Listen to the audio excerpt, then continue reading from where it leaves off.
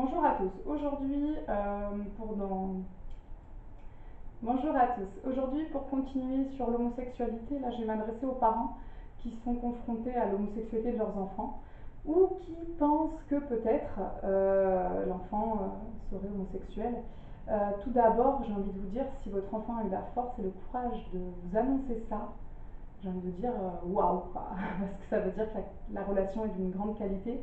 Votre enfant vous a misé sur la qualité de votre relation, à risquer un peu le tout pour le tout, dans le risque peut-être de se confronter à votre désamour, à votre rejet, à votre indifférence, à votre colère.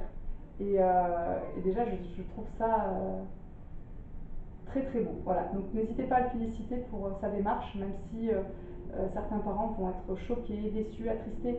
Il y a sûrement une phase qui va arriver pour certains parents de l'ordre de la digestion de cette information, ce que je peux comprendre. Donc n'hésitez pas à prendre un peu de temps, à y réfléchir. Après, moi en tant que mère, le positionnement que j'ai, c'est que j'ai fait des enfants pas pour qu'ils soient à mon image. J'ai pas fait non plus des enfants pour être grand-mère, même si un jour je suis grand-mère, je serais ravie de l'être.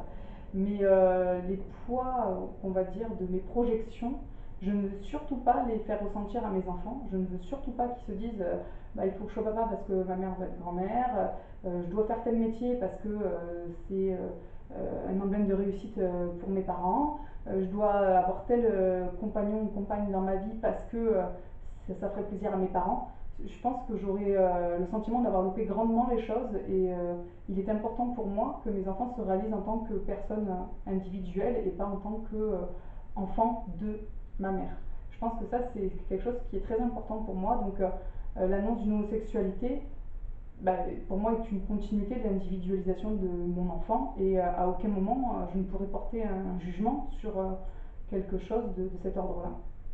Bien au contraire, accueillir, mais je comprends aussi que pour certains parents, c'est un peu compliqué. Le regard des autres vient aussi parasiter ça. Qu'est-ce qu'on va dire à la famille? Comment on va se positionner?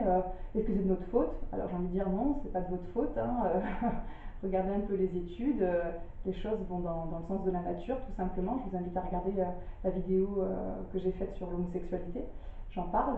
Et donc, pour le regard de la famille, j'ai envie de dire, vous pouvez aussi mentir. Qui ça regarde la sexualité de votre enfant? Déjà, ça ne vous regarde pas vous, mais alors, si justement il vous a fait confiance et qu'il n'a pas envie que ça se sache, ben gardez-le tout simplement en comité restreint. Et puis, les choses vont suivre leur cours. Si votre enfant a envie d'assumer ça auprès de la famille entière, eh ben, qu'il le fasse aussi. Ça fait partie de son combat.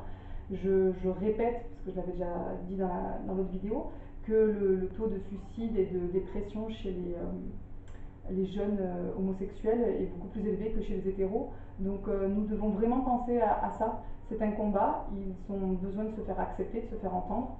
Et ce qui se passe sous la couette, j'ai envie de dire, ça regarde personne à part la personne qui partage la couette de votre enfant. Donc ce sont des choses qui ne sont pas toujours évidentes à penser, notamment les pères face à leur petit garçon, quand on imagine qu'il pourrait être homosexuel. Voilà, c'est un drame à croire que ce serait la virilité du père qui serait remise en question face à l'orientation sexuelle de leurs enfants, de leur fils en tout cas.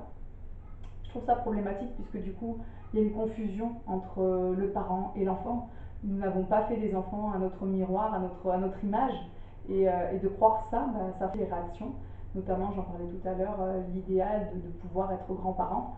Bah, tant mieux si ça arrive, tant pis si ça n'arrive pas. Il y a d'autres choses à faire dans nos vies que de se réaliser dans une transmission générationnelle. Et puis en général, nous n'avons pas qu'un enfant non plus. Mais ce poids-là, c'est à nous de le gérer, c'est pas à notre enfant de vivre avec et de s'en défaire. Donc voilà, je vous invite à y réfléchir en tout cas. C'est quelque chose de très ancré, l'esprit de la famille, de faire des enfants qui vont faire des enfants qui vont faire des enfants. Il y a des générations qui se stoppent et ça fait partie de la vie tout simplement. Donc, mais j'entends que ça puisse être difficile pour certains. Donc voilà, des fois j'accompagne justement des jeunes à pouvoir en parler à leurs parents. Les trois quarts du temps, ça se passe plutôt bien. Il y a une acceptation douce, on va dire. Il y a toujours une phase de transition où il faut, comme je vous l'ai dit, digérer l'information. Et après, ça a tendance à s'opérer de manière douce, où on accepte la sexualité de son enfant. Si je le répète, on n'a pas besoin d'accepter, hein, ça fait partie des choses qui ne nous regardent pas. Mais quand bien même, j'accueille le fait que on n'est pas tous logés à la même enseigne et c'est pas toujours évident. Donc voilà, accueillez ça avec amour si vous le pouvez. Si vous n'y arrivez pas, faites-vous aider. Il y a des gens, des associations qui pourront aussi vous soutenir en tant que parents. Et, euh, et j'ai envie de dire, même si vous n'arrivez pas à entendre, juste respecter. Arrêtez d'avoir des images en tête, des schémas construits. Essayez de les déconstruire justement. En plus, pour revenir sur le fait d'être grands-parents, il y a des homosexuels qui arrivent à avoir des enfants, qui arrivent à adopter. Donc voilà, c'est des schémas comme ça qu'on peut briser en se disant que les choses peuvent évoluer. Et ensuite, de ne pas figer aussi vos enfants, notamment, j'ai ça en tête, les garçons quand ils sont efféminés tout petits. Un film le résume très bien, c'est Guillaume et les garçons à table, que j'ai trouvé magnifique.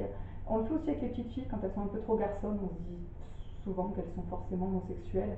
Et les petits garçons efféminés, ben voilà, on va les cloisonner, s'ils jouent à la poupée, s'il a envie de se maquiller un petit peu, s'il met des chaussures comme maman. Des fois, il y a juste une identification forte qui se fait auprès d'un parent du même sexe. Ça ne veut pas dire que ça va jouer sur sa sexualité. Des fois, si, c'est un signal, en effet, je l'ai observé.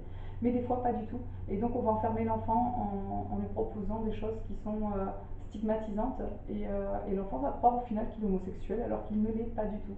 Donc, ouvrez le champ des possibles, ouvrez votre cœur et ne mettez pas d'étiquette. C'est le plus dur en tant que parent. On compare avec les autres enfants, les cousins, les cousines, et on met des belles étiquettes toutes pourries où, voilà, efféminé, donc homosexuel, garçonne, donc homosexuel.